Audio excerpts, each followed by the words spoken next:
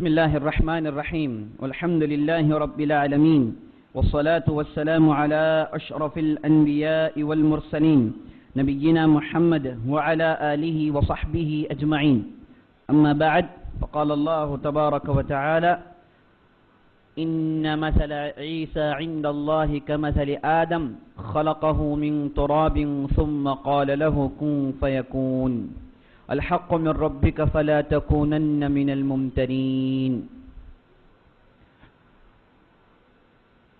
تمام قسم کی تعریفیں و حمد و ثنا اللہ رب العزت کے لیے ہے، جو ہمارا حقیقی مالک ہے، حقیقی خالق ہے، حقیقی مدبر ہے. لاکھوں کروڑوں درود و سلام ہو سرور کائنات، فخر موجودات، احمد مجتبی محمد مصطفیٰ صلی اللہ علیہ وسلم پر، جنہیں اللہ تعالیٰ نے سارے کائنات کے لیے رحمت بنا کر مبعوث کیا. میں اللہ رب العزت سے دعا کرتا ہوں کہ اللہ تعالیٰ جس طرح ہمیں اس مبارک مجلس میں جمع کیا ہے، اسی طرح ہمیں جنت الفردوس میں جمع کریں. میں اللہ رب العزت سے دعا کرتا ہوں کہ اللہ تعالیٰ ہماری عبادتیں، ہماری تلاوتیں، ہماری نمازیں قبول فرمائے اور ہمیں ان لوگوں میں سے کر دے جن کے گردنوں کو اللہ تعالیٰ جہنم سے رہا کر چکا ہے. آمین یا رب العالمین. عزیز ساتھیوں، بزرگوں، دوستوں، ماؤں، بہنوں، ہم کل کی مجلس میں بہت ساری باتیں دیکھی، خاص طور پر حنین کا واقعہ اور اس کے بعد طائف کی لڑائی. حنین و طائف، یہ دو لڑائیاں کیسی ہوئیں اور ان کے اندر کیا کیا واقعات پیش آئے اور آپ صلی اللہ علیہ وسلم کو اللہ تعالیٰ نے کیسے جیت دی، اور لڑائی کے واپسی پر کیا کیا واقعات پیش آئے، مال غنیمت کیسی تقسیم کی گئی، اور نبی صلی اللہ علیہ وسلم نے انصار سے مخاطب ہو کر کیا کہا، وہ خطبہ کیا رہا، یہ تفصیل ہم نے کل کی مجلس میں دیکھی. میرے دوستوں، آپ صلی اللہ علیہ وسلم اگر کسی لڑائی میں شامل ہوں تو اس لڑائی کو غزوہ کہتے ہیں، اس لڑائی کو غزوہ کہتے ہیں. اگر آپ صلی اللہ علیہ وسلم کسی لڑائی میں نہیں ہیں تو اسے معرکہ کہتے ہیں، جنگ، معرکہ. چھوٹے چھوٹے ٹولیاں جن کی تعداد 30 سے لے کے 40-50 کے آس پاس ہوتی ہے، یہ ٹولیاں جو جا کر قافلوں کو روکتی ہے اور روب و دبدبہ ڈالتی ہے، گشت کرتی ہے، ان چھوٹے چھوٹے ٹولیوں کو میرے دوستوں سرایا کہا جاتا ہے. یہ پوری تفصیل ہم نے دیکھ لی. آپ صلی اللہ علیہ وسلم نے اپنی زندگی میں کل ملا کے 17 غزوات لڑے اور اس میں خون ریز لڑائیاں گنی چنی چند ہیں. چند لڑائیوں کے علاوہ آپ صلی اللہ علیہ وسلم کی عام لڑائیاں ایسی ہوتی تھیں، آپ سمجھاتے کم خون خرچ پر مصالحت کر لیتے، صلح ہو جاتی. آپ دیکھتے ہیں، اب حساب لگائیں گے تو اہل علم کہتے ہیں کہ آپ صلی اللہ علیہ وسلم کے لڑائیوں میں صرف 100 سے لے کے 150 کے آس پاس کے لوگ ہی وفات پائے ہیں، کفار میں بھی اور مسلمانوں میں بھی. تو خون بہت کم بہایا گیا اور لشکر کا روب و دبدبہ اللہ تعالیٰ دشمنوں کے دل میں اتنا ڈال دیتا ہے کہ وہ بڑی تیزی سے مصالحت اور صلح کے لیے اتر آ جاتے ہیں. تو آپ صلی اللہ علیہ وسلم کی زندگی میں جو آخری غزوہ رہا، آخری لڑائی جس میں آپ صلی اللہ علیہ وسلم شامل تھے، اس لڑائی کو میرے دوستوں غزوہ تبوک کہتے ہیں. غزوہ تبوک جو 9 ہجری میں پیش آیا، اس کا آغاز آپ صلی اللہ علیہ وسلم نے شوال میں کیا، بلکہ رجب کے آخری میں کیا، تو واپس رمضان کے مہینے میں آئے. تو تقریباً 50 دن کا سفر رہا، 30 دن سفر کرتے رہے اور 20 دن تبوک میں رہے. تبوک میرے دوستوں وہ علاقہ ہے جو شام اور عرب کے باؤنڈری میں پڑتا ہے. آج بھی سعودی عرب کے اندر تبوک ایک مشہور علاقہ ہے جہاں کی زمین زرخیز ہے، ہری بھری ہے. تو تبوک شام اور عرب کی زمین کے بالکل بارڈر میں پڑتا ہے. میرے دوستوں، آپ نے موتا کی لڑائی میں سنا، موتا کی لڑائی کن کن لوگوں کے درمیان ہوئی؟ رومیوں اور مسلمانوں کے درمیان.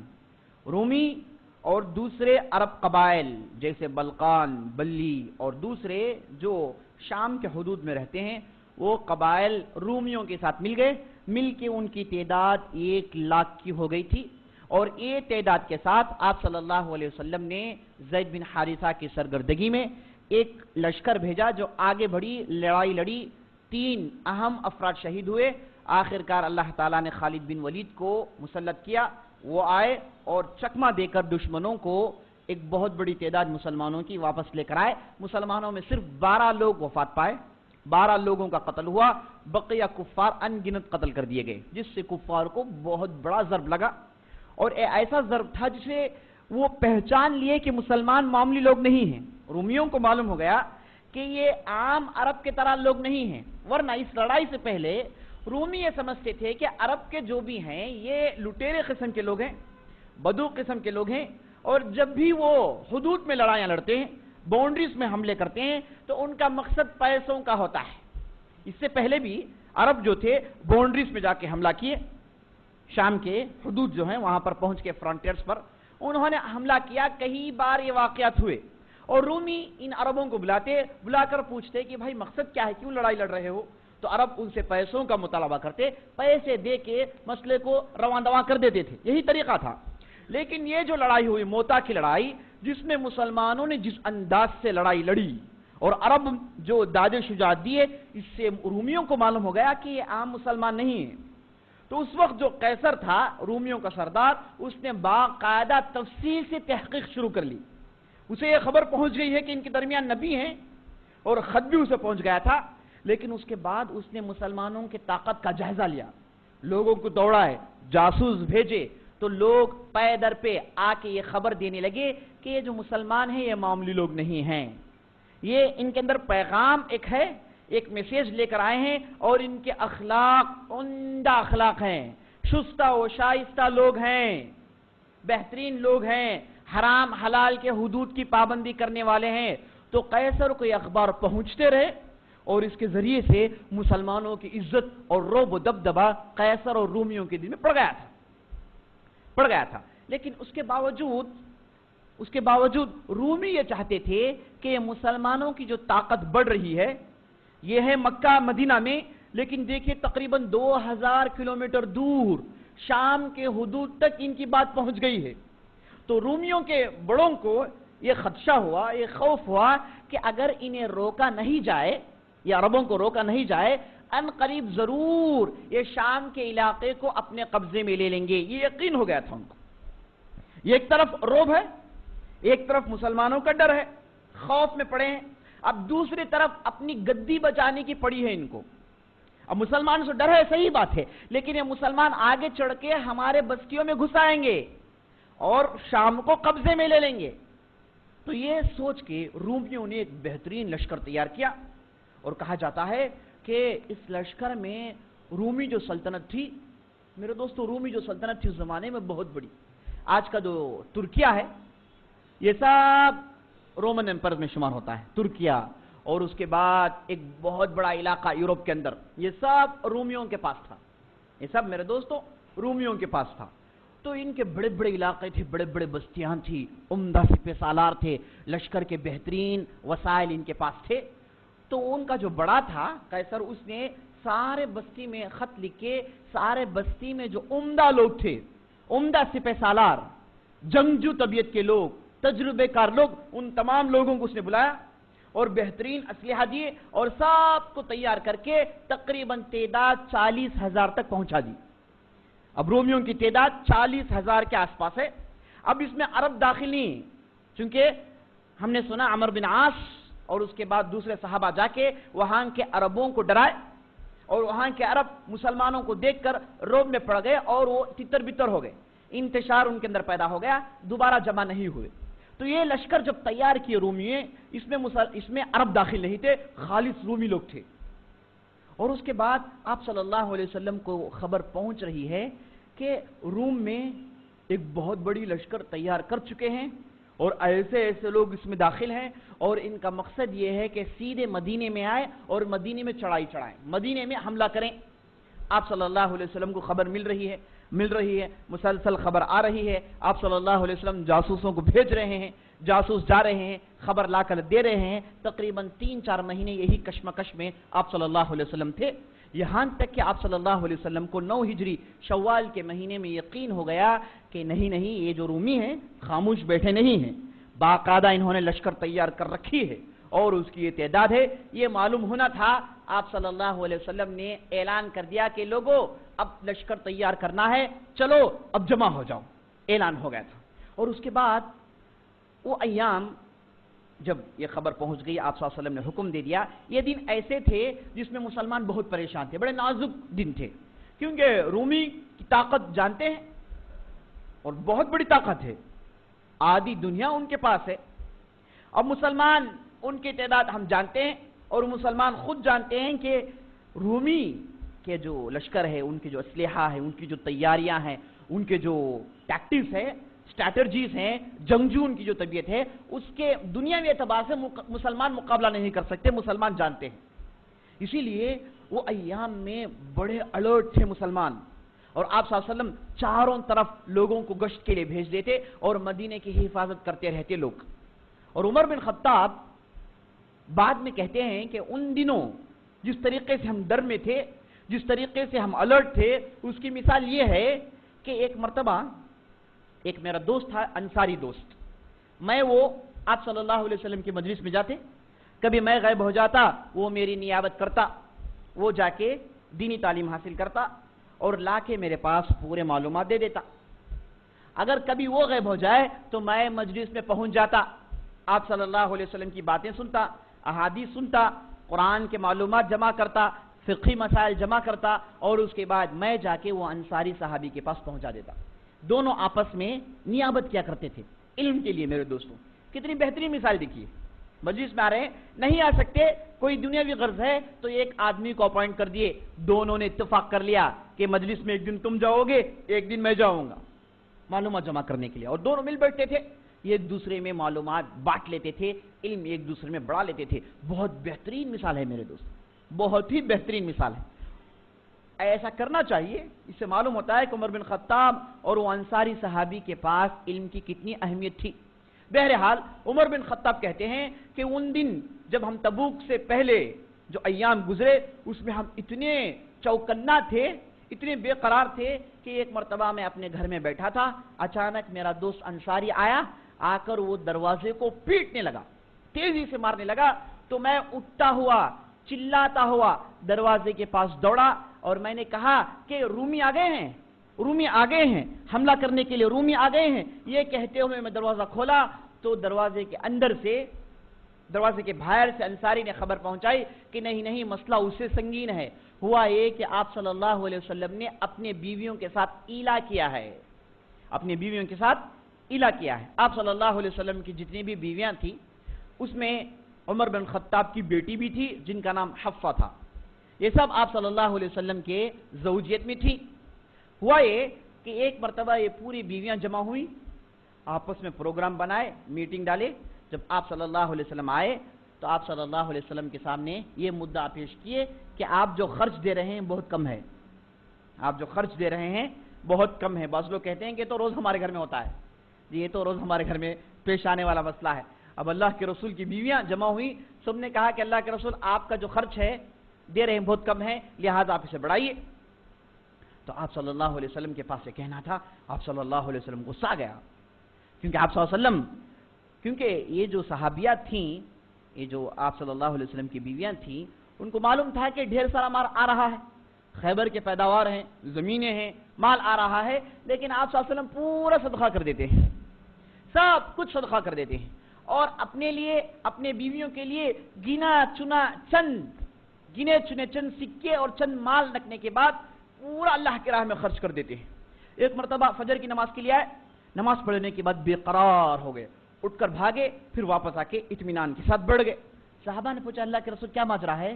تو آپ صلی اللہ علیہ وسلم نے کہا کہ 2 دن سے میرے گھر میں ایک سونے کی کمبی پڑی ہوئی ہے، بہت بے قرار کر رہی تھی، اب جایا صدقہ کر کے واپس آ گیا، اب گیا میں صدقہ کر کے واپس آ کے بیٹھا ہوں. یعنی اس حد تک آپ صلی اللہ علیہ وسلم دریا دل تھے، اندھا دھن خرچ کرتے تھے اور لوگوں کو بہت زیادہ سخاوت کرتے تھے. اس سے ہوا ہے کہ بیویوں نے چاہا کہ آپ صلی اللہ علیہ وسلم سے کہیں کہ تھوڑا ہمارے لیے بھی آسودگی آ جائے، ہم بھی تھوڑے آرام سے رہنا شروع کر دیں. تو آپ صلی اللہ علیہ وسلم کے بات پسند نہیں آئی. آپ صلی اللہ علیہ وسلم یہ چاہتے تھے کہ ان کے بیویاں بھی وہ صبر جھیلیں، آزمائش میں اتریں، تکالیف جھیلیں، یہ دنیاوی زندگی کی خواہش نہ کریں، یہ دنیاوی آسودگی کی خواہش نہ کریں جیسے دوسرے منافقین کر رہے ہیں، جیسے دوسرے کچے ایمان والے کر رہے ہیں، جیسے دوسرے ابھی جو اسلام میں آئے ہیں، جیسے ویسے وہ کر رہے ہیں، ویسے میری بیویاں نہیں کرنی چاہیے. یہ آپ صلی اللہ علیہ وسلم کا مقصد تھا. لیکن ان لوگوں نے پیدر پہ مسلسل یہ سوالات کیے تو آپ صلی اللہ علیہ وسلم کو بہت غصہ گیا. آپ صلی اللہ علیہ وسلم ایک بالائی علاقے میں گئے, جا کر بولے کہ میں اپنے بیویوں کے پاس نہیں جاؤں گا. تقریباً آپ صلی اللہ علیہ وسلم 4 مہینے تک ایلا کیے. ایلا کہتے ہیں میرے دوستوں میاں بیوی کے درمیان کچھ بھی تعلقات نہیں, یہ میاں ہیں بیوی ہیں بس, کوئی تعلقات نہیں, نہ طلاق ہوا ہے نہ خلا ہوا ہے. 4 مہینے تک مسئلے کو اٹکا کر رکھنا اس کو ایلا کہتے ہیں. شرعی حکم یہ ہے کہ آدمی اگر ایلا کرنا چاہے تو میکسیمم 4 مہینے کر سکتا ہے. اس کے بعد قاضی کو لا کر دخل اندازی کریں اور قاضی پوچھے گا کہ بھائی کیا ہے, مستقل طور پر آپ چلنا چاہتے ہو یا پھر روکنا چاہتے ہو. دیکھنے کے بعد میاں اور بیوی سے گفتگو کرنے کے بعد قاضی فیصلہ سنائے گا کہ طلاق دیا جائے یا پھر خلا لیا جائے. اسی کو ایلا کہتے ہیں. تو 4 مہینے تک بغیر کسی تعلقات کے, بات چیت بھی نہیں, ہیں ایک ہی گھر میں لیکن دونوں میں ایک دم قدورت, دوریاں ہیں, 4 مہینے تک دل نہیں جڑے, 4 مہینے تک میکسیمم یہ کرنے کی اجازت ہے. 4 مہینے کے بعد فیصلہ کریں. اسی کو ایلا کہتے ہیں, اسی کو ایلا کہتے ہیں. اور عام طور پر لوگ سوال کرتے ہیں کہ بھائی لوگ کمانے کے لیے جاتے ہیں, عرب ممالک جاتے ہیں 2 سال 3 سال رہ جاتے ہیں, کیا یہ ایلا میں شمار ہوگا؟ یاد رکھ لیجئے میرے دوستو, ایلا اس وقت ہوگا جب میاں بیوی دونوں ناراض ہوں, یا پھر بیوی ناراض ہو یا پھر میاں ناراض ہوں. اب یہ جو کمانے کے لیے جاتے ہیں اس میں ناراضگی نہیں ہے, یہ بیوی کی اجازت سے آدمی جا رہا ہے. ہاں یہ تو ضروری ہے, بیوی کی اجازت لینا ہے. جو بھی آدمی بیوی کو چھوڑ کر کمانے کے لیے جائے اس کے لیے ضروری ہے کہ بیوی کی اجازت لیں, کیونکہ اس کا حق چھین رہا ہے. وہ بیوی کی اجازت لے کے وہ جا سکتا ہے, 1 سال یا پھر 2 سال جائیں, کمائیں, واپس آئیں. اگر بیوی کی اجازت ہے, بیوی اس سے راضی ہے تو یہ کام کر سکتا ہے. اگر بیوی راضی نہیں تو ہو سکتا ہے مسئلہ ایلے کا جائے, مسئلہ ایلے کا جائے. تو بہرحال میرے دوستو یہ تعلقات کاٹ کر خاموش رہنا, مسئلے کو پینڈنگ میں ڈالنا, اسی کو ایلا کہتے ہیں, جو میکسیمم 4 مہینے تک جائز ہے. اس کے بعد فیصلہ کرنا ضروری ہے. تو آپ صلی اللہ علیہ وسلم نے اپنی بیویوں کے ساتھ ایلا کیا, غصے میں آ گئے, بیویوں کے پاس کسی کے پاس نہیں گئے.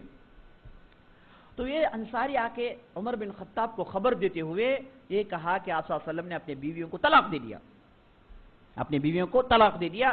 تو عمر بن خطاب جس انداز سے بتائے اٹھ کر بھاگے, بولے کہ کیا رومی آ گئے, کیا رومی آ گئے. اس سے معلوم ہوتا ہے کہ مدینے کے اندر رومیوں کی کیسی داغ بیل دی گئی تھی, کس انداز سے مسلمان ان ایام میں ڈر رہے تھے.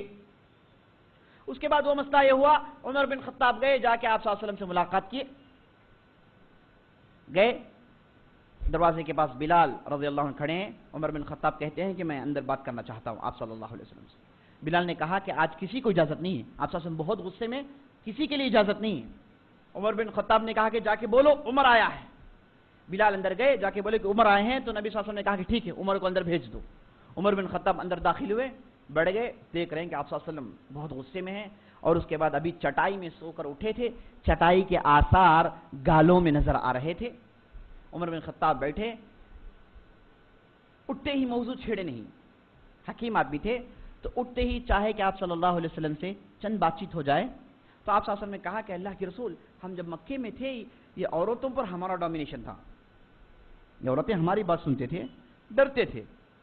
لیکن جب سے مدینہ آئے معاملہ پورا الٹا ہے, وہ لوگ ہم پر حکومت کر رہے ہیں, ہم ان کو ڈرنا پڑ رہا ہے. گھر میں گئے سوچ کے جانا, اندر گئے تو اندر سے جو ہے کبگیر, جی بیلن, یہی ہو رہا ہے اللہ کے رسول. یہ کہنا تھا, آپ صلی اللہ علیہ وسلم ہنس دیتے ہیں, ہنس دیتے. اس کے بعد عمر بن خطاب کہتے ہیں کہ اللہ کے رسول کیا آپ نے طلاق دے دی؟ نبی صلی اللہ علیہ وسلم کہتے ہیں نہیں, طلاق تو میں نے نہیں دیا ہے. تو عمر اللہ اکبر کہتے ہیں کہ اللہ اکبر, یہی چیز چاہیے. اس کے بعد پوچھتے ماجرا کیا ہے؟ تو نبی صلی اللہ علیہ وسلم کہتے ہیں یہ ماجرا ہے. اس کے بعد عمر بن خطاب اتر کر آ جاتے ہیں. تو وہ ایام ایسے تھے میرے دوستو, مسلمان انتہائی الرٹ تھے, پریشانی تھی, تیاریاں چل رہی ہیں, لیکن اس کے باوجود ڈر ہے مسلمانوں کے دماغوں میں. اب یہی ایام, یہی ڈر کے ایام میں منافقین جمع ہوئے. اب یہ منافقین اب سازش کر کے تھک گئے, اب سازش کرنے کے لیے لوگ نہیں ہیں, سب بدل گئے. اب کہاں سازش کریں گے؟ انہوں نے ایک گروپ بنا لی مدینے میں, ان کی بھی ایک چھوٹی جماعت بن گئی. اب جماعت بن گئی تو جمع ہونے کے لیے مرکز چاہیے, تو انہوں نے ایک مسجد بنائی جس کا نام مسجد ضرار رکھا, اور مسجد کی تعمیر ہو گئی. آپ صلی اللہ علیہ وسلم کو خبر ملی کہ نبی صلی اللہ علیہ وسلم آپ آ کے ادھر نماز پڑھیے تو ہم کو برکت ملے گی. اصل میں یہ لوگ لبادہ اوڑھ رہے ہیں تاکہ منتقین اور پرہیزگار لوگوں کو ٹھکائے. آپ صلی اللہ علیہ وسلم کو خبر ملی تو آپ صلی اللہ علیہ وسلم نہیں گئے، بولے کہ انشاءاللہ تبوک کی واپسی پر ہم دیکھ لیں گے۔ اتنے میں آپ صلی اللہ علیہ وسلم کو خبر مل جاتی ہے کہ یہ سب بنانے والے پورے نرے منافق ہیں، مقصد ان کا فتنے اور دسیسہ کاریاں کرنا ہے، تو لہٰذا نبی صلی اللہ علیہ وسلم آپ اس مسجد کو ڈھا دیجئے۔ تو جب آپ صلی اللہ علیہ وسلم تبوک سے واپس آئے تو مدینے میں داخل ہونے سے پہلے چند اصحاب کو بھیج کر بولے کہ اس مسجد کو توڑ دیں۔ اصحاب آئے، انہوں نے اس فتنے کے گڑھ کو توڑ دیا، اگرچہ کہ نام انہوں نے مسجد دے رکھی تھی، لیکن مرکز فتنوں کا تھا میرے دوستو، یہاں سے بیٹھ کے ہر قسم کے فتنے سوچتے تھے۔ اب مسجد بنا لی، تبوک سے پہلے مسجد بن گئی تھی، جمع ہوتے تھے، اور جب مسلمان جب لشکر کی تیاری کیے تو یہ منافقین آ کے مسلمانوں سے کہتے کہ تبوک جا رہے ہو، تم کو معلوم نہیں کہ رومی کتنی تعداد میں ہیں؟ 40,000 کی ان کی تعداد ہے، اور راستے کے پیچیدگیاں ہیں، کٹھن راستہ ہے، تم کو نہیں معلوم اب کھجوروں کا سیزن ہے، اب کھجور پکنے والے ہیں، اسے کون کاٹے گا؟ انصار کے پاس گئے، جا کے بولے کہ تمہارے کاشتکاریاں کون کرے گا؟ راستے کتنے پیچیدگیاں ہیں، دھوپ ہے، گرمی دھوپ ہے۔ تو ایسی ویسی باتیں منافقین کہہ کے مومنین کے ہمت کو پست کرنے کی کوشش کی۔ اسی لیے اللہ تعالیٰ قرآن میں جواب دیتا ہے، قُلِ النَّارُ أَشَدُّ حَرًّا، اے نبی صلی اللہ علیہ وسلم ان لوگوں سے کہہ دیجئے، یہ لوگ کہتے ہیں کہ دھوپ زیادہ ہے، آپ ان سے کہہ دیجئے کہ اللہ تعالیٰ کی آگ اس دھوپ سے زیادہ گرمی والی ہے، دھوپ سے زیادہ تپش والی ہے۔ تو مومنین جب بھی منافقین آ کے بہکاتے، مومنین پختہ ایمان والے ہوتے جاتے اور بڑی تیزی سے تیاریاں کرتے جا رہے ہیں میرے دوستوں، اور مسلمانوں نے تیاریاں کی۔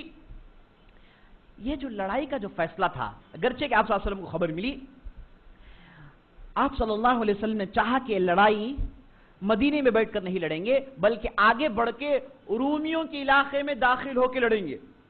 یہ ایسا فیصلہ تھا جس سے معلوم ہوتا ہے کہ آپ صلی اللہ علیہ وسلم کتنے دلیر تھے، کتنے شجاع تھے، کتنی ہمت تھی۔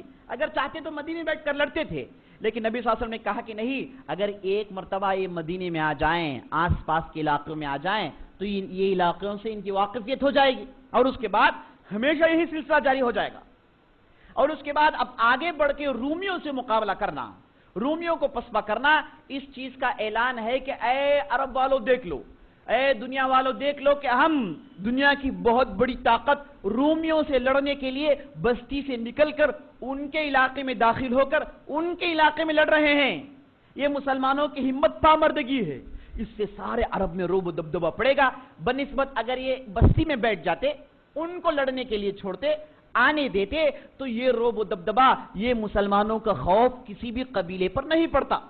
تو اس وقت آپ صلی اللہ علیہ وسلم جو فیصلہ لیا، مورخین اہل السیرہ یہ کہتے ہیں کہ آپ صلی اللہ علیہ وسلم کی طرف سے بہترین اقدام، بہترین سٹیپ تھا۔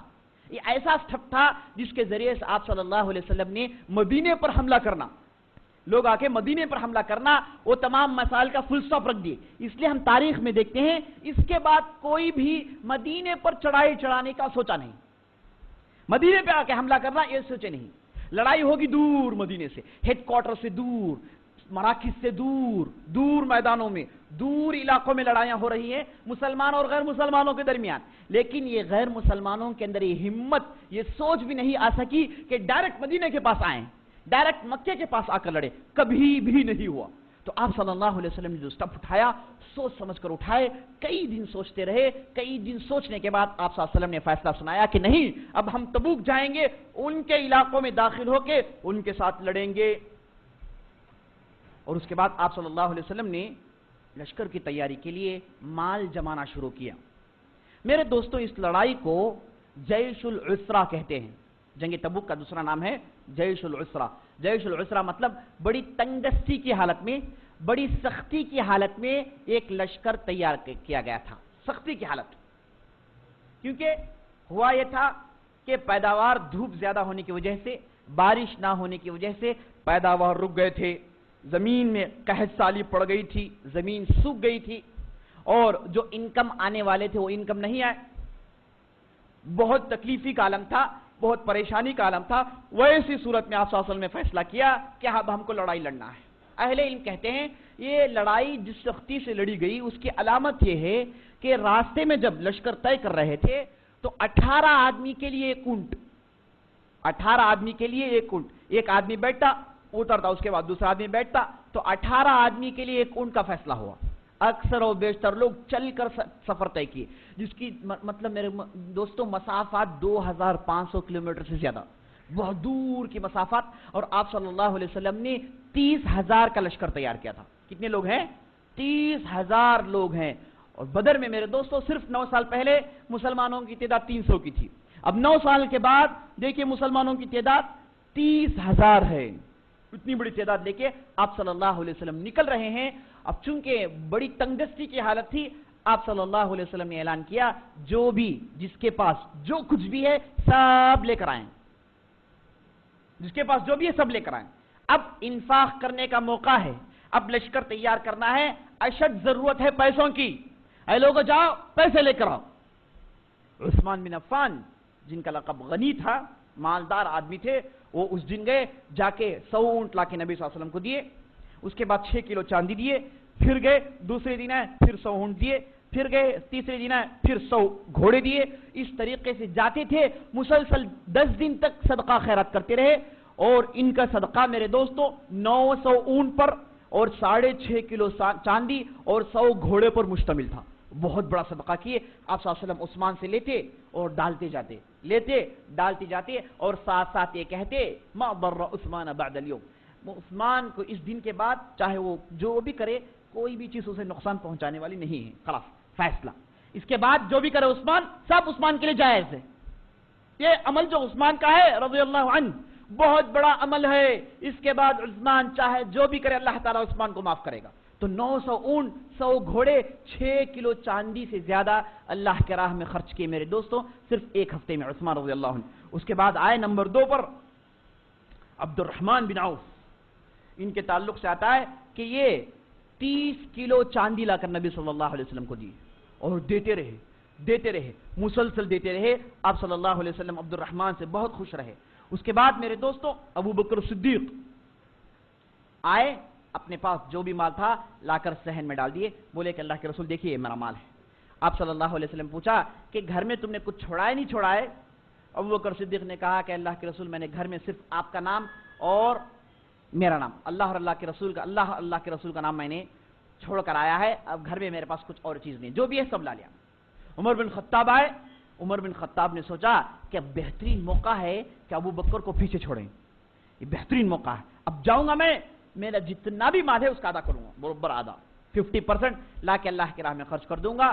گئے 50% لائے، لا کر آپ صلی اللہ علیہ وسلم کے بارگاہ میں ڈالے، بولے کہ اللہ کے رسول میرے پاس جتنا بھی مال تھا اس میں سے میں نے 50% لے کر آ گیا ہوں، 50% لایا ہے، یہ لیجیے اللہ کے رسول میرے مال کو قبول کیجئے۔ یہ کہہ کے آپ صلی اللہ علیہ وسلم کے بارگاہ میں مال پیش کرتے ہیں۔ اس کے بعد چیک کرتے ہیں کہ ابو بکر آج کیا کیے، تو خبر ملتی ہے کہ ابو بکر تو 50% تو دور 100% صدقہ کیے ہیں۔ اس کے بعد عمر بن خطاب نے کہا کہ یہ آدمی سے مقابلہ بیکار ہے بھائی، یہ آدمی سے کیوں مقابلہ کریں، چھوڑے یہ آدمی اول ہے، اول ہی رہنے دو، ہم نمبر 2 میں، یہ آدمی کے لیے ہمیشہ نمبر 1 پوزیشن ہے، اس سے مقابلہ کون کرے گا۔ تو اس طریقے سے میرے دوست اس کے بعد عورتوں کے تعلق سے آتا ہے کہ عورتوں نے اپنی بالیاں نکال کر ڈالی۔ آپ صلی اللہ علیہ وسلم نے کہا صحابہ سے بلال چادر لے کر جاؤ عورتوں کے پاس، کہو ان کے پاس جو بھی ہے ڈالیں۔ تو عورتیں اپنے کال کی بالیاں نکال کر ڈالی، ہاتھ کے بنگڑیاں نکال کر ڈالی، اور اس کے بعد پٹیاں ڈالی، ان کے پاس جو بھی سونا تھا جو بھی مال تھا سب لا کر ڈالتے گئے۔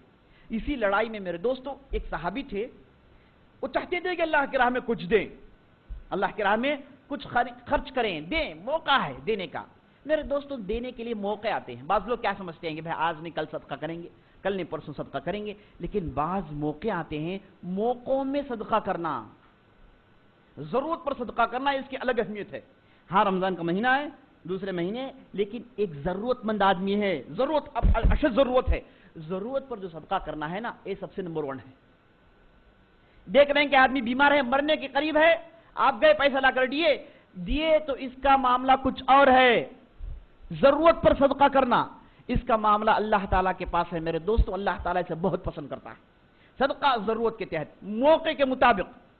تو موقع آتے ہیں میرے دوستو، ان موقع میں آدمی کو صدقہ کر دینا چاہیے، آدمی کو نکال کر دے دینا چاہیے، تاکہ اسے بہت بڑا اجر ملے، بہت بڑا اجر ملے۔ تو یہ موقع تھا، تو صحابہ اس موقع کو جانے نہیں دی، اس لیے ہم دیکھتے ہیں کہ ہر آدمی کچھ نہ کچھ کنٹریبیوٹ کیا۔ تو ایک صحابی آئے، بولے کہ ان کے پاس کچھ بھی نہیں، کنگال آدمی ہے، پہننے کے لیے تہبند ہے بس، لیکن اللہ کی راہ میں کچھ دینا ہے، موقع ہے، موقع جانے دینا نہیں ہے۔ یہ بہترین فرصت ہاتھ سے جانے دینا نہیں ہے، بیوقوفی ہے، چھوڑ دوں میں. تو گئے، بولے کہ کچھ نہ کچھ میں اللہ کی راہ میں دوں گا. جا کے یہود کے پاس گئے، یہودی کے پاس، اس کے باغیچے میں کام کیے، رات بھر گڈھے کھودتے رہے. یہودی نے جیسے ہی دیکھا فرصت اچھا ہے تو خوب کام لیا. جب صبح ہوا تو یہودی نے اس صحابی کو 2 کھجور دیے. رات بھر کی محنت، 2 کھجور. صحابی 2 کھجور لے کے دوڑ کر آئے، آ کر بولے کہ اللہ کے رسول یہ میرا کنٹریبیوشن ہے. آپ صلی اللہ علیہ وسلم 2 کھجور لیے. انبار ہے، مال کا انبار. ایک صحابی ہے، ان کے تعلق سے آتا ہے کہ وہ تقریباً 2000 کلو کھجور دیے. یہ صحابی لا کے 2 کھجور دے رہے ہیں. معلوم ہے کہ یہ نبی صلی اللہ علیہ وسلم ہے، دنیا کے بادشاہ نہیں ہے کہ بھائی کیا جی 2 کھجور جاؤ جی لے کو. نہیں، یہ نبی صلی اللہ علیہ وسلم یہ قبول کریں گے، جانتے ہیں. تو لا کر دیے. تو نبی صلی اللہ علیہ وسلم 2 کھجور لیے، لے کے مال کے اوپر رکھ دیے. بولے کہ یہ ہیں 2 کھجور، لیکن اس کے اندر پاور زیادہ ہے. اس کے اندر اخلاص، اس کے اندر تقوی، اس کے اندر اللہ کے راہ میں خرچ کرنے کی خواہش، اس کا جذبہ بہت زیادہ ہے. اللہ میرے دوستو گنتی کو نہیں دیکھتا، اللہ میرے دوستو کوانٹیٹی نہیں دیکھتا، بلکہ اللہ تعالیٰ کوالٹی دیکھتا ہے میرے دوست. آپ چاہے جو بھی خرچ کریں، لیکن اس میں کتنا ایمان ہے، کتنا صدقہ، کتنا جو سچائی ہے، کتنے جو صدقے کی نیت ہیں، کتنی مضبوطی ہے، کتنا ایمان ہے، یہی اللہ دیکھتا ہے. آپ چاہے آپ کے پاس جو بھی ہے آپ نے سب کچھ دے دیا، لیکن ایمان یہ جو ہے نا، ان اللہ لا ينظر الى صورکم انما ينظر الى قلوبکم. اللہ تعالیٰ آپ کے چہروں کو نہیں دیکھتا، آپ کے کپڑوں کو نہیں دیکھتا، آپ کے رنگوں کو نہیں دیکھتا، بلکہ اللہ تعالیٰ آپ کے دل کو دیکھتا ہے. یہ دل کتنا زندہ ہے، یہ دل اس کے اندر کتنا ایمان ہے، یہ دل اللہ تعالیٰ سے کتنا ڈرتا ہے، اس کے اندر کتنا تقوی ہے، میرے دوستو اللہ تعالیٰ یہی دیکھتا ہے. تو نبی صلی اللہ علیہ وسلم نے اس صحابی سے 2 کھجور لیے اور تمام مال کے اوپر رکھ کر بولے کہ اس کا معاملہ کچھ اور ہے. تو بڑے وہ صحابی اتنے بولے تھے، بہت خوش ہو کے بھاگنے لگے. بولے کہ میں نے بھی کچھ صدقہ کیا ہے. بعض صحابہ آتے لا کے لاٹھی دیتے، اللہ کے رسول میرا کنٹریبیوشن لاٹھی. بعض صحابہ آئے آ کے 1 تیر دیے. بعض صحابہ آئے کمان دیے. اللہ کے رسول بولے کہ میرا خاندانی کمان ہے، میں آپ کے راہ میں دیتا ہوں. اس طریقے سے سب کچھ جمع کیے. اس کے باوجود 30,000 کے لشکر کے لیے میرے دوستو یہ پورے کنٹریبیوشن کم ثابت ہوئے، بہت کم ثابت ہوئے. لیکن اس کے باوجود آپ صلی اللہ علیہ وسلم نے لشکر کو نکالا، آگے بڑھائے. تو جیسے آپ نے سنا ایک اونٹ پر 18 لوگ بیٹھ کر گئے. اکثر و بیشتر صحابہ چل کر سفر کیے، اکثر و بیشتر صحابہ جن کے پاس کوئی ہتھیار نہیں تھا. بہرحال یہ جو لشکر اور یہ آپ صلی اللہ علیہ وسلم کا آخری غزوہ رہا، تاریخی غزوہ رہا، اور آپ صلی اللہ علیہ وسلم کو اس میں آزمایا گیا، صحابہ کو بہت آزمایا گیا. آگے بڑھے. تبوک کے راستے میں ایک علاقہ پڑتا ہے جسے حجر کہتے ہیں. یہ حجر وہ علاقہ ہے جہاں پر سمود کے لوگ رہتے تھے. سمود کے لوگ جو صالح علیہ السلام کے زمانے میں تھے، وہ لوگ اسی علاقے میں رہتے تھے. یہاں پر اللہ کا عذاب آیا تھا. تو یہاں پر مختلف چشمے تھے، چھوٹے چھوٹے چشمے. تو آپ صلی اللہ علیہ وسلم نے کہا اے لوگوں دیکھو آگے حجر کا علاقہ آ رہا ہے، یہ ایسا علاقہ ہے جہاں اللہ کا عذاب آیا. اے لوگوں یہاں سے جانا بہت بڑی غلطی ہے، لیکن یاد رکھ لو یہاں سے تم جانا چاہتے ہو تو سر نیچے کر لو اور اللہ تعالیٰ کے عذاب سے پناہ چاہتے ہوئے، اللہ کے بارگاہ میں گڑ گڑاتے ہوئے، روتے ہوئے اس راستے کو کاٹو. یہ حکم دیے اور اس طریقے سے راستے کو کاٹا گیا میرے دوستوں. اور اس کے بعد آپ صلی اللہ علیہ وسلم بولے کہ بہت سارے کنویں ہیں، پانی کا انتظام یہ سمود والوں نے کر رکھا ہے، کسی میں مت پیجیے، سب میں لعنت ہے، کسی پانی کو مت چھوئیے. پیاس، بھوک، سفر کر کے ایک علاقے میں داخل ہو رہے ہیں، نبی صلی اللہ علیہ وسلم یہ حکم دے رہے ہیں کہ کنویں کا پانی مت پیو. آزمائش، بہت بڑی آزمائش. آپ صلی اللہ علیہ وسلم نے کہا کہ یاد رکھ لو جو اونٹنی کا جو کنواں ہے جس میں اونٹنی آ کر پانی پیتی تھی، صالح علیہ السلام کی جو اونٹنی تھی وہ آ کر پانی پیتی تھی، ہے نا، اس کنویں سے البتہ آپ پی سکتے ہیں. تو با صاحب آ گئے، اس جو ہے اس کنویں کے پاس پہنچے، وہاں سے پانی اٹھائے، پانی پینے لگے. اس کے بعد آگے بڑھے. کنویں کا پانی بہت کم تھا. اس کے بعد آپ صلی اللہ علیہ وسلم نے کہا کہ چلو اب آگے بڑھنا ہے، یہاں پر زیادہ دیر رکنا نہیں ہے. آگے بڑھے. آپ صلی اللہ علیہ وسلم نے خوشخبری سنائی، اے لوگوں جان لو کہ آگے ایک چشمہ آنے والا ہے، چشمے میں پانی کم ہے، تم میں سے اگر کوئی آدمی اس چشمے کے پاس پہنچ جائے تو ہرگز اس میں سے پانی نہ پئیں جب تک کہ میں نہیں آ جاتا. میں آنے کے بعد ادھر سے پانی اٹھا کر دوں گا، میرے ہاتھوں سے تم لوگ پانی پیو گے. مجھ سے پہلے اگر کوئی ادھر پہنچ جائے کوئی پانی نہیں پیے گا. آزمائش میرے دوست. ہم نے قرآن میں دیکھا طالوت علیہ السلام جب اپنا لشکر لے کر جاتے ہیں अमालिका से लड़ने के लिए, कुफ्फार से लड़ने के लिए। तो उनके साथ बहुत बड़ा लश्कर था। जब जा रहे थे और रास्ते में एक नहर गुजरी, नदी, पूरी बनी इसराइल नदी में उतर गई। प्यासे हैं, हलक सूखा हुआ है, कांटे चुभ रहे हैं। तालूत ने ऐलान किया, ऐ लोगों, इस नहर का पानी मत पियो। बनु इसराइल के लिए उनके मुनासिब आजमाइश। नहर में है, घोड़े डुबकियां लगा रहे हैं, इनके कमरों तक पानी है। हुक्म खुदावंदी ये है कि इसमें से पानी नहीं पिया जाए। हाँ, अगर किसी ने 2 चुल्लू पी लिए तो अलग बात है, 2-3 चुल्लू पी लिए तो अलग बात है, लेकिन सेरी से पानी नहीं पिया जाए। लेकिन ये जालिम ऐसे थे, जमकर पानी पिए। यहां पर मोहम्मद सल्लल्लाहु अलैहि वसल्लम की उम्मत और मूसा अलैहिस्सलाम की उम्मत में फर्क देखिए। सहाबा, आप सल्लल्लाहु अलैहि वसल्लम का हुक्म हो गया, कुएं से पानी नहीं पिए। और उसके बाद लश्कर में 30,000 के लश्कर में 2 ऐसे अफराद थे जो आगे बढ़ के चश्मे के पास पहुंच गए और चंद पानी उन्होंने पी लिया। आप सल्लल्लाहु अलैहि वसल्लम बाद में पहुंचे, देखते ही कहा कि किसी ने यहां से पानी पिया है। लोगों ने कहा कि अल्लाह के रसूल, हम 2 ने पानी पिया, बहुत प्यासे थे इसलिए हमने पी लिया। तो आप सल्लल्लाहु बहुत गुस्सा आया। आप सल्लल्लाहु अलैहि वसल्लम ने डांटा, कहा कि आपको मेरी बात समझ में नहीं आई, मैंने तुमको कहा था कि पानी मत पियो। और उसके बाद खूब डांटे। आप सल्लल्लाहु अलैहि वसल्लम को बहुत गुस्सा आया। उसके बाद आप सल्लल्लाहु अलैहि वसल्लम आगे बढ़े। उसके बाद आप सल्लल्लाहु अलैहि वसल्लम जो भी उधर पानी था उसे वुजू किए, अपना चेहरा धोए, अपने हाथ धोए और उसके बाद वो पानी उसमें डाल दिए। उसके बाद देखते ही देखते पानी फव्वारों की तरह निकल रहा है, फव्वारों की तरह निकल रहा है, यहां तक कि चश्मा पानी से भर गया। अब 30,000 की तादाद खूब सेरी होकर पी रही है, खूब पानी पिए। और उसके बाद पानी पीने के बाद आप सल्लल्लाहु अलैहि वसल्लम ने कहा कि चलो आगे बढ़ना है।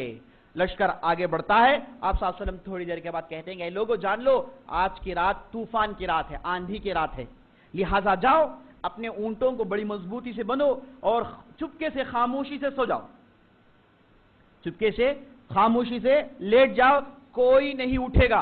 आंधी जब चल रही है, कोई उठ के क्या हो रहा है मत देखो, बदतरीन जगह है, अल्लाह का अज़ाब है। यहां की आंधी कुछ अजीब व गरीब होती है। गए, आंधी शुरू हुई। एक सहाबी बनु तय के उठ के वो देखे तो आंधी आई, इनको लेके जाके पहाड़ में धचका मारा, चकनाचूर होके गिर गए, 2 पहाड़ के बीच में गिरे और मर गए साहब। नबी सल्लल्लाहु अलैहि वसल्लम दूसरे दिन कहा कि मैंने कहा था तुम लोगों को, मैंने कहा था कि कोई उठ के ना देखें, ये आंधी की खसलत ही है, मैं जानता हूं, आप लोग मेरी बात क्यों नहीं माने। देखो कि एक साहब कत्ल कर दिए गए हैं। उसके बाद आप सल्लल्लाहु अलैहि वसल्लम आगे बढ़े। जैसे आगे बढ़े, 30,000 की तादाद, सहाबा की तादाद, जब खबर रूमियों को पहुंची, अभी अभी वो लोग जमा हुए थे, जैसे ही खबर सुनना था, उनकी बात में असल में बात समझ में नहीं आई, उनके ज़हन में बात दाखिल नहीं हुई कि इतनी बड़ी तादाद मदीने वाले हमसे लड़ने के लिए बेताब बेकरार, यहां तक कि हमारे इलाके में आखिर दाखिल हो गए। ये बात समझ में नहीं आई। इससे वो लोग डर गए, उनके दिल में रोब और दबदबा पड़ गया कि अच्छा, मुसलमानों के अंदर इतनी ताकत है, हमसे लड़ने के लिए इतनी दूर सफर कर आए हैं, लिहाजा इनकी ताकत कुछ और हो सकती है। ये कह के सिपे सालारों में बात चली। उसके बाद लश्कर वाले इधर उधर होके ये 40 की तादाद थोड़ी देर में मुंतशिर हो गई, तितर बितरे हो गई, सब भागने लगे। आप सल्लल्लाहु अलैहि वसल्लम गए, तबूक पहुंचे, 1 दिन नहीं, 2 दिन नहीं, बल्कि 20 दिन तक इंतजार करते रहे। बोले कि आएंगे वो लोग, और लोगों को भेजे कि जाके खबर सुनाओ, जाके खबर सुनाओ, लश्कर आई है, आकर लड़ लें, आकर अपनी प्यास बुझा लें। गए लोग, लेकिन कोई लड़ने के लिए तैयार नहीं है। तो आप सल्लल्लाहु अलैहि वसल्लम तकरीबन 20 दिन तक उधर रहे। उसके बाद हुक्म दे के चलो, हमको अब पड़ाव निकालना है। पड़ाव निकालने से पहले आप सल्लल्लाहु अलैहि वसल्लम आसपास के बाज़ इलाके थे, वहां की भी खबर लेना चाहते थे, वहां से भी निपटना चाहते थे। तो लिहाजा आप सल्लल्लाहु अलैहि वसल्लम ने खालिद बिन वलीद को बुलाकर बोले कि 150 आदमी लेकर जाओ, आगे एक इलाका है जिसे दौमतुल जंदल कहा जाता है, उस इलाके का सरदार है जिसका नाम उकैदिर। इसके ताल्लुक से मैंने सुना है कि ये मुसलमानों का दुश्मन है, लुटेरे तबीयत का है, जाओ इसे अरेस्ट कर लेकर आओ। और आप सल्लल्लाहु अलैहि वसल्लम ने कहा कि तुम उसके इलाके में दाखिल होगे तो कैसे पहचानोगे उकैदिर को। खालिद बिन वलीद ने कहा कि अल्लाह के रसूल, मैंने इससे पहले नहीं देखा है, तो कैसे पहचानूं। तो नबी सल्लल्लाहु अलैहि वसल्लम ने कहा कि उकैदिर को तुम देखोगे कि वो एक गाय की शिकार खेल रहा होगा, नील गाय के पीछे दौड़ रहा होगा, जान लो कि वही उकैदिर है। खालिद बिन वलीद इलाके में दाखिल हुए, देख रहे हैं कि कोई नहीं है, देख रहे हैं इतने में एक गाय निकल कर आई, वो गाय के ताक़ुब में वो साहब निकल कर बाहर भागे। खालिद बिन वलीद ने कहा कि ये उकैदिर है। आगे बढ़े, उकैदिर को पकड़ लिए, बड़ी आसानी से पकड़ लेके बोले कि चलो नबी सल्लल्लाहु अलैहि वसल्लम के पास जाना है। लेकिन नबी सल्लल्लाहु अलैहि वसल्लम के पास गए तो उसने तौबा तिल्ला किया, अपनी गलतियों का इकरार किया, अलबत्ता मुसलमान नहीं हुआ। तो नबी सल्लल्लाहु अलैहि वसल्लम ने कहा कि अगर मुसलमान नहीं होते तो तुमको टैक्स देना पड़ेगा, टैक्स देना पड़ेगा। ये कह के उकैदिर ने बहुत बड़ा टैक्स दिया, उसे तकरीबन 2000 ऊंट दिए और 800 गुलाम दिए। इसे लेकर आप सल्लल्लाहु अलैहि वसल्लम ने मुजाहिदीन में तकसीम किया। उसके बाद फिर आगे बढ़े। जब वापस आ रहे थे तो आप सल्लल्लाहु अलैहि वसल्लम एक ऐसे घाटी से गुजरे जो बिल्कुल तंग थी, इसमें सिर्फ एक आदमी जा सकता था। जब आप सल्लल्लाहु अलैहि वसल्लम एक आदमी दाखिल हो रहे थे तो लश्कर में जो मुनाफिकीन थे, जिनकी तादाद 12 थी, वो अपने चेहरों में ढाटा बांधे और चाहे कि आप सल्लल्लाहु अलैहि वसल्लम को कत्ल कर दें।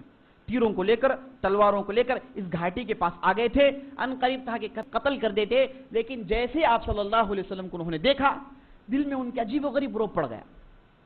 चाहते हैं कत्ल करना लेकिन हो नहीं रहा है, डर गए। उसके बाद आप सल्लल्लाहु अलैहि वसल्लम ने कहा कि ए हुज़ैफा आगे बढ़ो, उनकी खबर लो। तो हुज़ैफा आगे बढ़कर उनके पीछे गए तो लोग भाग के जाके लश्कर में छुप गए, अपने चेहरों को खोल लिया। उसके बाद आप सल्लल्लाहु अलैहि वसल्लम ने हुज़ैफा को बुलाया, हुज़ैफा यमान को बुलाया, बिन यमान को। बोले कि हुज़ैफा, जो लोग कत्ल करने आए थे उनकी तादाद 12 की थी, उनमें फलान था, फलान था, फलान था, फलान था, ये सब मुनाफिकीन हैं। इसके अलावा आप सल्लल्लाहु अलैहि वसल्लम ने मुनाफिकीन की एक दूसरी लिस्ट भी दी। बोले कि हमारे दरमियान ये मुनाफिकीन हैं, ए हुज़ैफा इसे ले लो अपने पास, इसे राज में रखना, किसी और को नहीं बताना। तो हुज़ैफा का लक़ब उस दिन से पड़ गया राज़दार नबी सल्लल्लाहु अलैहि वसल्लम। आप सल्लल्लाहु अलैहि वसल्लम की राज इनके पास हुआ करती थी, राज की बातें, खास तौर पर मुनाफिकीन की लिस्ट इनके पास हुआ करती थी। ये एक ऐसे फर्द थे आप सल्लल्लाहु अलैहि वसल्लम के जाने के बाद और आप सल्लल्लाहु अलैहि वसल्लम के ज़माने में जो मुनाफिकीन को पहचानते थे, मुनाफिकीन को पहचानते थे। उनको मालूम था कि मुनाफिक है, फलां मुनाफिक है, लेकिन छुपाने का हुक्म था, छुपा के रखे थे, किसी से इजहार नहीं करते थे कि फलां साहब मुनाफिक है, लेकिन दिल ही दिल में इनको मालूम हो जाता था कि ये साहब मुनाफिक हैं। इसीलिए उमर बिन खत्ताब आम तौर पर इनके पास जाकर कहते कि लिस्ट में मेरा नाम है, लिस्ट में मेरा नाम है। तो हुज़ैफा कहते हैं कि उमर बिन खत्ताब आप और लिस्ट, कहते कि नहीं नहीं चेक कर लो, मेरा नाम तो नहीं है कहीं। और उस वक्त उमर बिन खत्ताब कहते थे, ऐ लोगों मेरी हालत ऐसी है कि अगर क़यामत के दिन ये कहा जाए कि अल्लाह तमाम लोगों को माफ कर दिया है सिवाय एक के, तो मैं ये डर में रहूंगा कि वो एक आदमी मैं हूं। अगर क़यामत के दिन ये कहा जाए कि अल्लाह ताला सबको अज़ाब में डाल दिया है सिवाय एक के, तो मैं ये उम्मीद करूंगा कि वो एक मैं हूं। इस तरीके से मेरा ईमान है। तो आम तौर पर हुज़ैफा के पास जाते, ये मुनाफिकीन की लिस्ट चेक करते, हुज़ैफा से कहते कि देखो मेरा नाम तो कहीं ऐड नहीं हो गया। मेरे दोस्तों मोमिन ऐसे ही होता है। मोमिन जो होता है ना, वो निफाक से डरता है। सबसे ज्यादा डर मोमिन को निफाक से होता है, कहीं वो मुनाफिक तो नहीं हो गया। अपने गिरेबान में बार बार हाथ डाल के चेक करता है, अपने आप को बार बार खोल खोल के देखता है कि कहीं मैं मुनाफिक तो नहीं हो गया। अगर मुनाफिकत अंदर है तो उसे धोने की कोशिश करता है, उसे पाक करने की कोशिश करता है। आप सल्लल्लाहु अलैहि वसल्लम ने जो कहा था, मुनाफिक वो है जिसके अंदर 4 खसलतें होंगी, वादा करेगा तो वादा तोड़ेगा, झगड़ेगा तो गालियां बकेगा, खियानत अमानत दी जाए तो खियानत करेगा, वादा करेगा तो वादा खिलाफी करेगा, है ना। ये जो 4 खसलतें हैं इस पर गौर करता है मोमिन, कहता है कि इनको निकालना है, अगर ये मेरे अंदर हैं तो मैं मुनाफिक हो जाऊंगा। तो मोमिन अपने आप को चेक करता है। मोमिन हमेशा निफाक से डरता है मेरे दोस्तों। मोमिन कभी भी नहीं कहता कि मेरा दिन ईमान पक्का है, मैं फलां से ज्यादा ईमान वाला हूं, फलां से ज्यादा मेरा ईमान पुख्ता है, ये नहीं कहता, बल्कि उसके अंदर आजिजी इनकिसारी तवाज़ो होता है। कहता है कि नहीं नहीं ईमान तो है लेकिन ये निफाक का डर है, ये निफाक का डर है, ये डर में हमेशा पड़ा रहता है मेरे दोस्तों। मोमिन ऐसे ही होता है। आपने हंज़ला का वाक़या सुना, हंज़ला चोटी के मोमिन घर से निकलते हैं, ये ऐलान करते हैं कि हंज़ला मुनाफिक हो गया, हंज़ला मुनाफिक हो गया, हंज़ला मुनाफिक हो गया। अबू बकर मुलाकात करते हैं, वो कहते हैं कि मैं भी तो, ये आपके पास है तो मैं भी मुनाफिक हूं। दोनों नारा लगाते फिरते हैं, यहां तक कि नबी सल्लल्लाहु अलैहि वसल्लम की मजलिस में पहुंचते हैं तो आप सल्लल्लाहु अलैहि वसल्लम से पूरा माजरा सुनाते हैं। तो आप सल्लल्लाहु अलैहि वसल्लम कहते हैं कि अगर तुम्हारे अंदर वही ईमान रहे जो मेरे मजलिस में होता है, ऐ लोगों जान लो तुमसे मलाइका मुलाकात करेंगे, मलाइका तुमसे रोजाना आके मुसाफा करेंगे, लेकिन तुम इंसान हो, گوشت پوشت سے بنے ہو، تمہارے رگوں میں خون دوڑتا ہے، تم مٹی سے بنے ہو، تم لوگ اتنا ایمان ہمیشہ مینٹین نہیں کر سکتے۔ جان لو کبھی ایمان چڑھے گا، کبھی ایمان اترے گا۔ ایمان میں فلکچویشن آنا یہ ایمان کی خاصیت ہے، یہ ایمان کی خاصیت ہے۔ ایک صحابی آئے، آ کر بولے اللہ کے رسول، اللہ تعالیٰ کے تعلق سے ایسی ایسی باتیں آتی ہیں ذہن میں، اگر میں کہہ دوں تو لوگ مجھے کافر کہیں گے۔ اللہ تعالیٰ کے تعلق سے، ایمان کے تعلق سے دل میں ایسی ایسی باتیں آتی ہیں، ایسے شک، ایسے شبہات آتے ہیں، اگر میں کسی کے سامنے اسے بیان کر دوں تو لوگ مجھے اتفاقاً مشرک یا پھر کافر کہیں گے۔ ایسے شک و شبہات میرے اندر آتے ہیں، لیکن میں اپنے زبان کو بند رکھتا ہوں، منہ کھول کر نہیں کہتا۔ اے اللہ کے رسول کیا کروں؟ تو آپ صلی اللہ علیہ وسلم کا وہی تو ایمان ہے، ایمان یہی ہے، ایمان کا ڈیفینیشن یہی ہے کہ آپ ڈر رہے ہیں کہ بھئی یہ چیز نہیں ہونی چاہیے، یہ غلط ہے، یہ جو تصور آپ کے دل میں آ رہا ہے صرف مومن کے پاس آئے گا میرے دوست۔ غلطی کرنے کے بعد آدمی اپنے آپ کو جھنجھوڑے، غلطی کرنے کے بعد اس غلطی کا احساس کرے، اس پر ندامت کرے، یہ ایمان کی نشانی ہے۔ غلطی نہیں کرنا یہ ممکن نہیں ہے، مومن کرے گا غلطی، لیکن غلطی کرنے کے بعد اس غلطی کی سنگینی کو، اس کی جو ہے اس پر ندامت کرے، یہ مومن کی نشانی ہے۔ اس طریقے سے میرے دوستوں حذیفہ بن یمان کو آپ صلی اللہ علیہ وسلم بلا کر بتایا کہ لے لو، یہ منافقین کی لسٹ ہے، اسے اپنے پاس ہمیشہ محفوظ رکھنا، کسی اور کو نہیں بتانا۔ اس دن سے میرے دوستوں یہ لڑائی کے بعد سے منافقین کے چہرے سب کو معلوم ہو گئے، اتنے دن چھپے ہوئے تھے، یہ لڑائی کے بعد سب کو معلوم ہو گیا کہ کون کون منافق ہے، ان کے کرتوت سفر میں معلوم ہو گئے، انہوں نے کیسے کیسے حرکت کیے، کیسی کیسی باتیں کیے، اور جو مدینے میں تھے منافقین ان کے تعلق سے بھی لوگوں کو معلوم ہو گیا۔ اور علی بن ابی طالب کو آپ صلی اللہ علیہ وسلم نے مدینے میں چھوڑ رکھا تھا تاکہ نبی صلی اللہ علیہ وسلم کے دوسرے معاملات دیکھ لیں، لیکن یہ منافقین بار بار آ کے علی رضی اللہ عنہ سے ایسی باتیں کرنے لگے، علی رضی اللہ عنہ ڈر گئے، بولے کہ کہیں میں تو منافق نہیں ہو گیا ان لوگوں کے ساتھ جمع ہو کے، دوڑ کر واپس آپ صلی اللہ علیہ وسلم کے پاس گئے تو آپ صلی اللہ علیہ وسلم نے کہا کہ نہیں علی جاؤ، تم مومن ہو، تمہاری مثال ہارون جیسی ہے، جیسے موسیٰ نے ہارون کو چھوڑ کر 40 دن کے چلے میں گئے تھے، ویسے میں تم کو چھوڑ کر جا رہا ہوں، جاؤ تم مومن ہو، یہ کہہ کہ علی رضی اللہ عنہ کا آپ صلی اللہ علیہ وسلم نے واپس کیا۔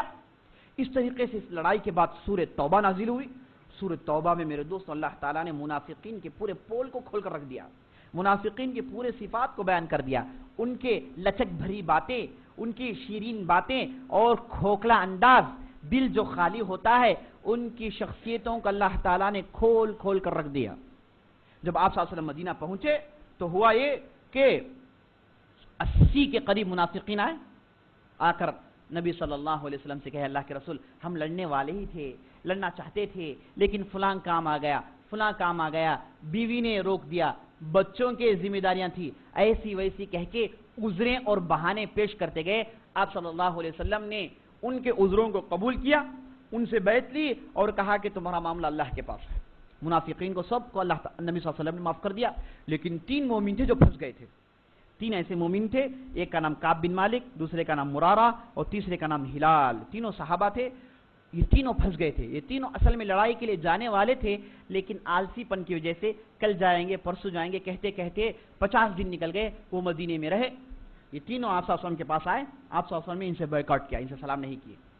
مومن نے بولے نہیں سلام کریں گے، قریب آئے سلام کریں، آپ صلی اللہ علیہ وسلم نے سلام نہیں کیا، بولے کہ تم مومن ہو، تم ایسی غلطی کر رہے ہو، نہیں نہیں تم کو سزا دینا ہے، تو بائیکاٹ کیا گیا، تقریباً 50 دن تک بائیکاٹ کیا گیا۔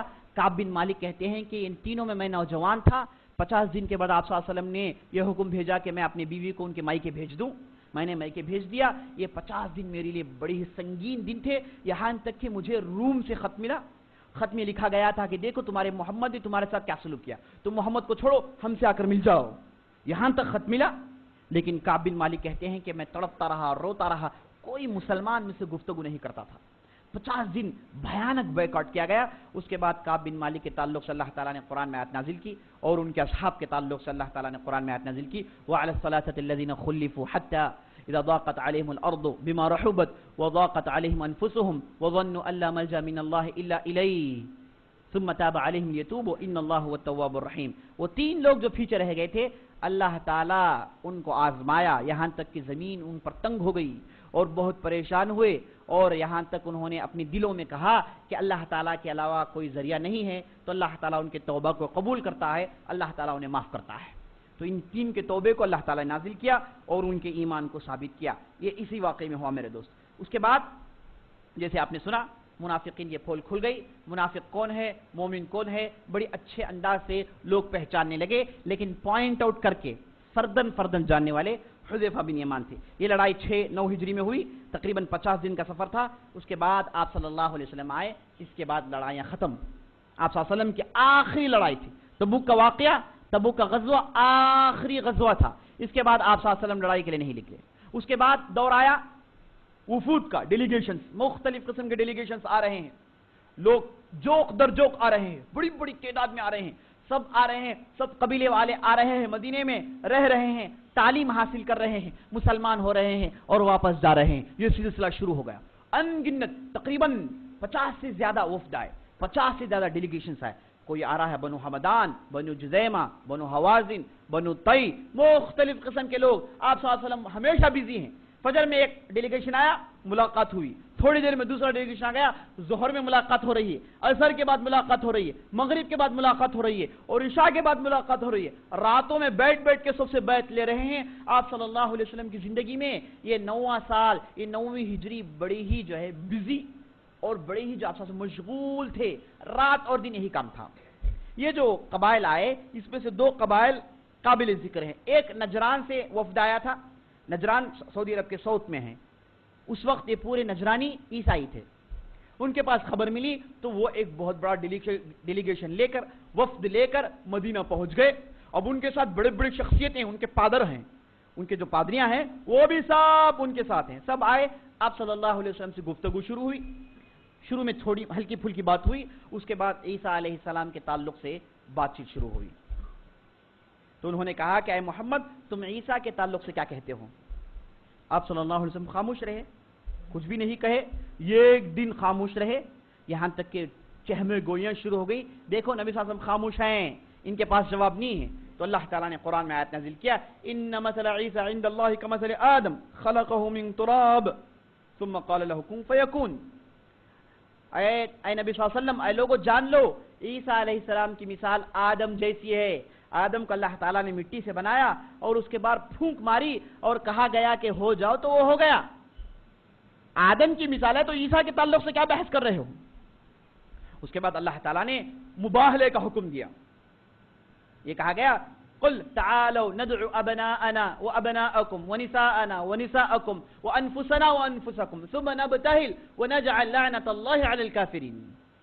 مباہلے کا حکم نجرانیوں کو سمجھایا گیا بات، لیکن وہ ماننے کے لیے تیار نہیں ہیں، اڑے ہیں. عیسیٰ کے تعلق سے اڑے ہیں. یہاں تک کہ 2-3 دن کے بعد آپ نے کہا کہ ٹھیک ہے بھائی، اگر بات ایسی ہے، بحث ادھر پہنچ گئی ہے، میں اللہ کا نبی ہوں، میں مباہلے کے لیے بلا رہا ہوں. تم اپنے بچوں کو لاؤ، اپنی عورتوں کو لاؤ، میں اپنے بچوں کو لاتا ہوں، اپنی عورتوں کو لاتا ہوں. ٹہر کر اللہ تعالیٰ کی لعنت پوچھیں گے. کون حق ہے اس پر اللہ تعالیٰ کی لعنت نہیں، اور جو جھوٹا ہے اس پر اللہ تعالیٰ کی لعنت ہے. چلو کل جمع ہو جائیں گے. تو آپ صلی اللہ علیہ وسلم گئے، شیر خار حسن حسین کو اٹھا لیے، چھوٹے چھوٹے بچے ہیں ان کو لے لیا آپ صلی اللہ علیہ وسلم، ساتھ فاطمہ کو لے لیے، ساتھ علی کو لے لیے، سیدھے پہنچ گئے. بولے کہ میرا خاندان ہے، چلو اب مباہلہ کریں گے.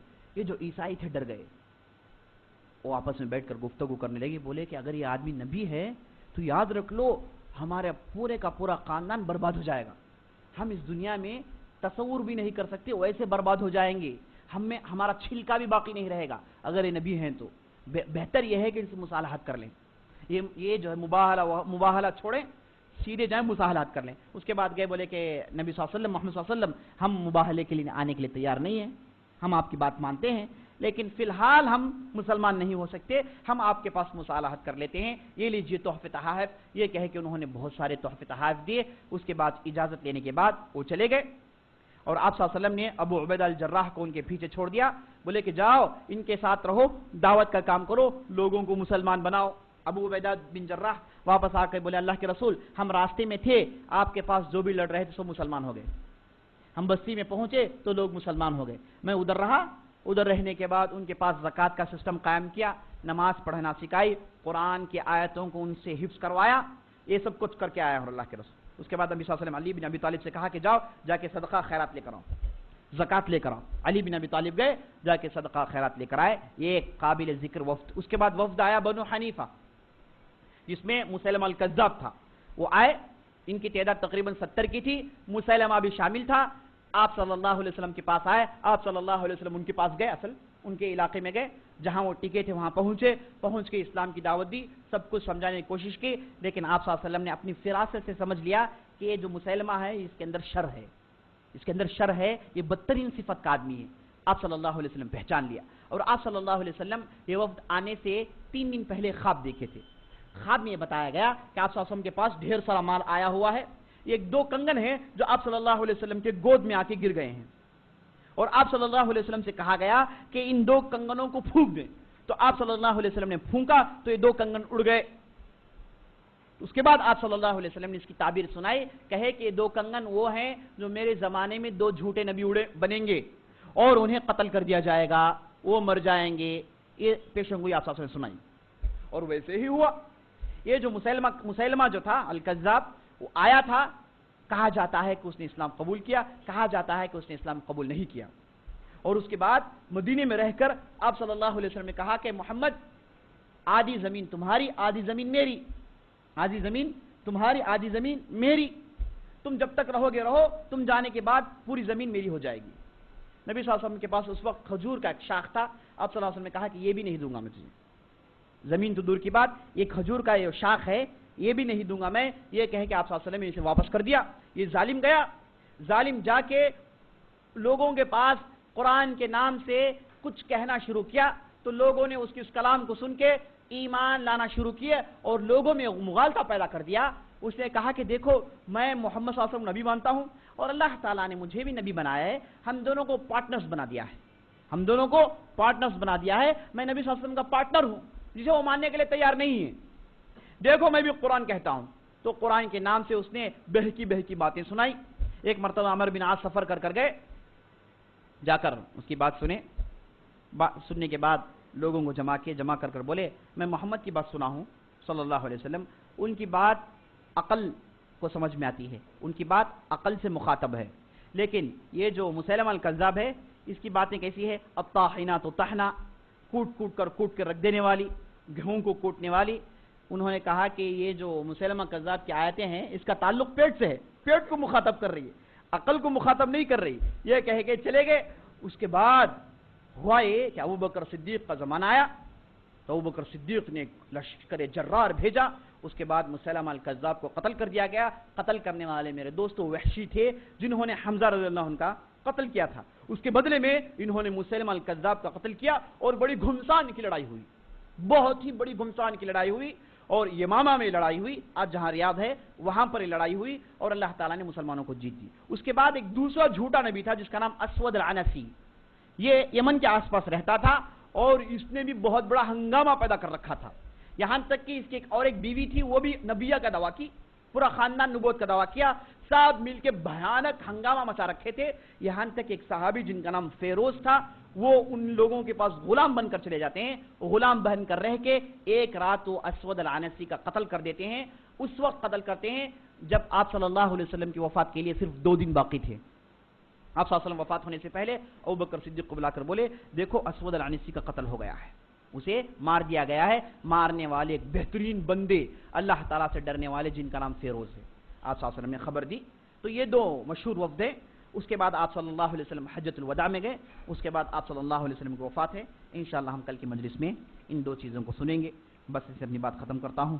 اللہ تعالیٰ سے دعا کرتا ہوں کہ ہم نے جو بھی کہا ہے, جو بھی سنا ہے, اس کے مطابق عمل کرنے کی توفیق بخشے. سبحان ربک رب العزت عما یصفون وسلام علی المرسلین والحمد للہ رب العالمین.